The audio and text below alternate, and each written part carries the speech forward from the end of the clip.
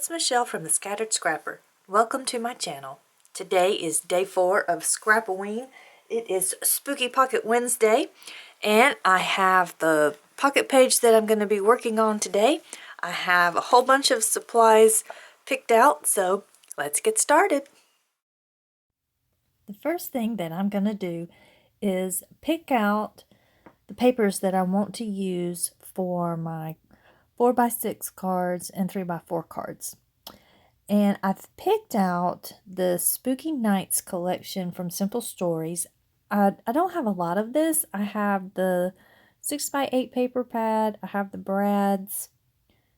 And I did buy one sheet. I bought the tags sheet. And I think that's about it. So I'm going to go ahead and use the 6x8 paper pad. I like using 6x8 paper pads with my pocket page scrapping because, as you can see here, you can cut one of those papers in half and you've got 4x6 cards for 2 pockets. So I'm going to go ahead and get those together. I'm trying to decide where I want to put the picture and which houses I want to be able to see when I actually make the card. So I've got everything picked out. So I'm going to get started on my title card. And I don't do this very often, but it's fun to do every now and again. Is to actually use one of my pictures for the little date card thing. And so what I'm doing here is, well, there you go. And I have the journaling bits from the Spooky Nights collection. So I'm just going through the die cuts and I'm looking for something, if I want something different than this, where I'm going to put the date. And I did think about using that taller journal spot that I tried out, but I did not want to cover up my ceramic jack-o'-lanterns that are at the foot of the stairs. So I'm going to stick with this little label here. And I'm not sure if you were supposed to like bend that over and make it a tab, but I cut it in half. And that way I can use it in more than one place. So I'm going to use it as my foundation, and I have these really cute puffy stickers from Ellie's Studio that look like candy corn. It's so cute. I know candy corn is controversial. You either love it or hate it, and I love it. They're very rich, very sweet, so I don't eat too many, but I do enjoy them. So I'm going to use my little roller date stamp here and stamp out the date. This is week 40 from last year, October 2nd through October 8th. And I'm going to leave a little space in between the date so that I can add a little embellishment in between. And of course I didn't get them in line. But, I mean, that's the fun of using a roller date stamp, right? You get that little black smudge from it, and they're not all lined up. That's what makes using roller date stamps so much fun. They're just not perfect, and that's just fine. Let's see here. Where am I? Oh, yes, I'm looking for something to put in between my dates. So I get these little shiny purple stars, and I think I've got 2 sticker packs that are for 2 years old, I think, from DCWV, and that's what those are. And a lot of them are clear stickers, which I have such a hard time using. And of course I finish it off with my beloved mica stains. So now I'm trying to decide, okay, do I need to make it smaller? Do I just need to leave it the same size? But I do decide to go ahead and trim it down a little. I get it trimmed down, and you can see it kind of disappears into the background. So I'm going to go ahead and mat it with some white cardstock. And I got these last year for my birthday. I was at Walmart and I saw them, and it was close to my birthday, and I'm like, okay, that's what I'm getting myself. And I love them. They are so cute. And in fact, they are at the foot of the stairs right now. I put them out yesterday. So they are in their spot and ready for the month. And I'm using these little journal spots again and to get my journaling down. And then I just put, I love the new jack-o'-lanterns I got this year. They look so cute by the stairs. And since I'm using jack-o'-lanterns, and I'm trying to decide if there's any stickers that I want to use, and I do find one, I think. Let's see here, as I flip through again. I thought I would have used this sticker sheet up a long time ago, but I actually don't use it that often. But I did get a little pumpkin off of it. And as I was saying, since I'm scrapbooking about the jack-o'-lanterns, I must do something else with this card. And it is bring in a stencil. And you have to know the glow in the dark texture paste. This stuff is so much fun. I'm trying to figure out how I can use it on basically every layout. So last year, the product of the month was definitely the mica stains. This year, it might be this glow in the dark texture paste. I love it. It's so much fun. So I'm just going to clean my little palette knife off there. Now, I did go ahead and cover the whole card, even though I know I'm going to be covering some of it up, but I'm okay with that.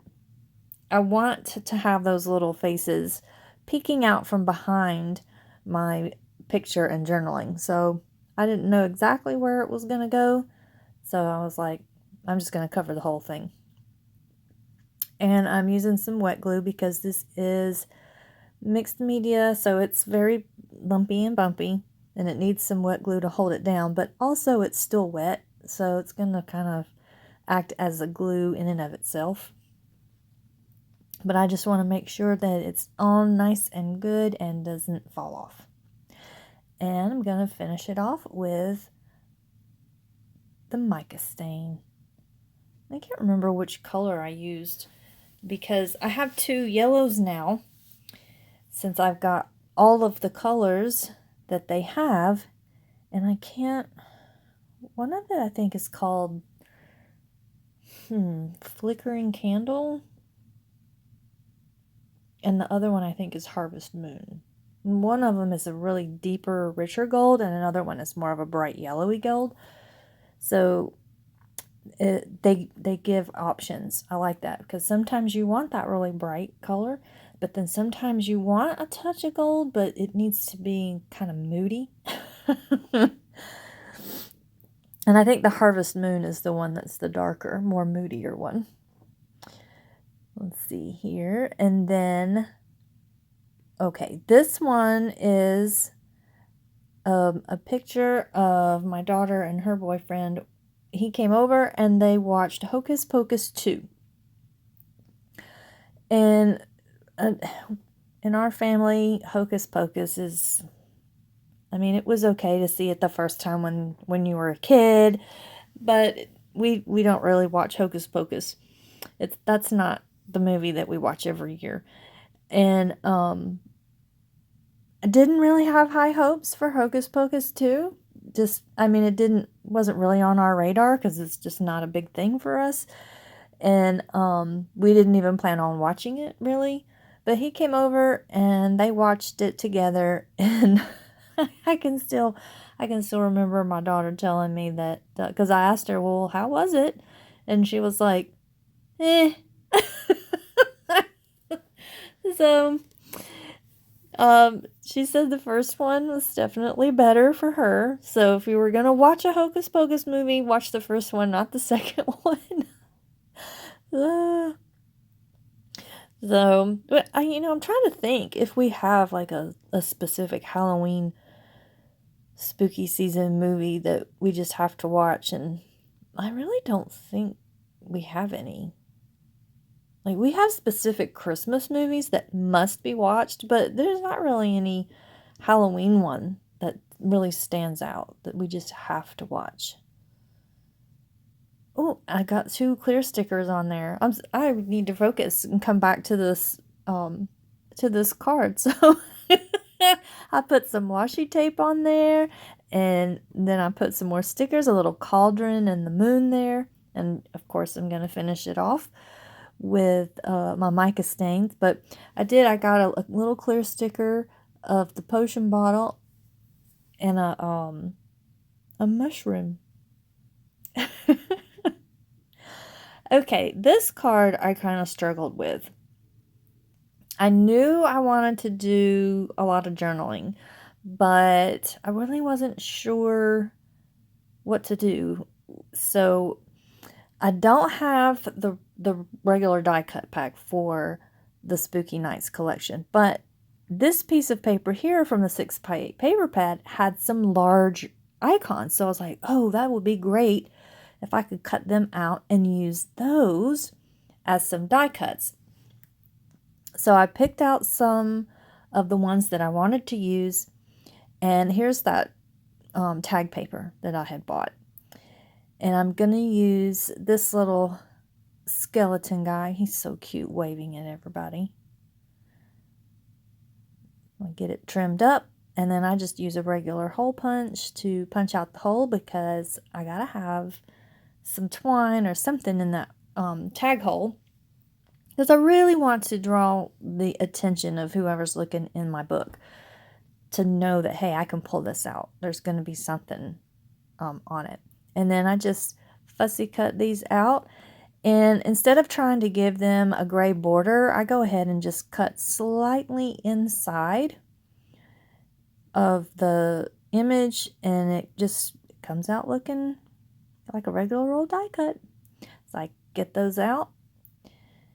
And then I'm trying to decide. I know I want to somehow use these as a pocket for my 2 little tags, but they're not quite big enough to go all the way across, so I need to find something to set them on.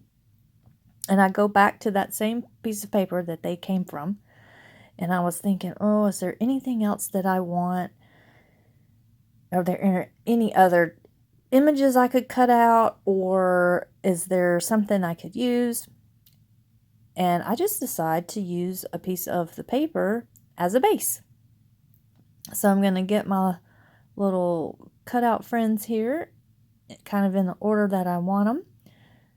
And I'm going to use the glue because I can run a very thin line along the bottom, and I want it to be really thin. I don't want it to be as wide as my ATG tape.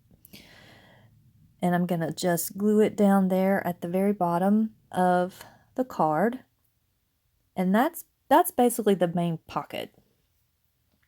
And then I'm just going to put my little spooky friends here. And this bat kind of, I'm like, where am I supposed to put him? Because if I put it down on the shelf, you can't see him. He disappears because he's black, the same as the paper. So I got to figure out where to stick him so you can see him, because I really want you to see him. I love bats.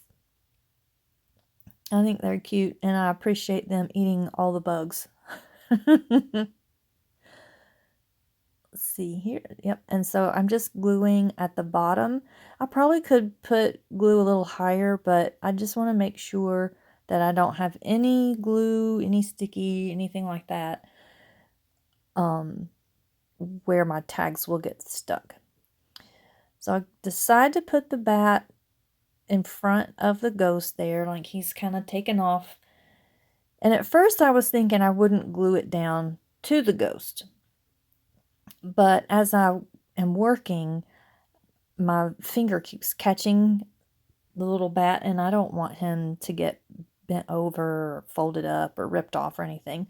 So I will eventually go ahead and glue him to the ghost's head. And I have this twine here. I can't remember if I got it last year or the year before. But I think I just got it from Michael's. It's Recollections. And it's hard. This part is hard to use. It's like a plasticky, and it likes to shed. So instead of trying to tie it, I just use my tiny attacher. And I thought about using the same thing in that other tag, but I was like, I think it's too much. It looks good on the bigger tag, but I was thinking it wouldn't look all that good on the smaller tag. So I'll go ahead and use this little twine here, and I like that a lot. And get that trimmed down. And what I'm going to do is do my journaling on the back of these two tags. One of them is a list. I call it my Ready for October checklist that I put on. The smaller tag. And then the bigger tag, I just have some journaling about the season and everything. I'd said, let's see. It's my most favorite time of the year. Fall is officially here. The leaves are starting to turn, the air is feeling crisper, and the sunlight has turned golden. The heat and hustle of summer is coming to an end, and thoughts are focusing on family and cozy times together. The best holidays are on the horizon. The skull is on the front door, Mr. Pumpkinhead and family are on the lawn, and the jack-o'-lanterns are smiling by the stairs. So that is the journaling that I have on the back of the little skeleton guy. And of course the checklist is just the skull is on the door and the decorations are out and things like that. And that is gonna do it. I'm gonna bring this up so you can see it a little bit closer. I just love how, even though all of these things are done individually, when you put them all together, it just looks so neat. I like pocket pages. I hope you have enjoyed this video, and I hope you're having a wonderful start to your October. And I will see you in the next video. Bye-bye.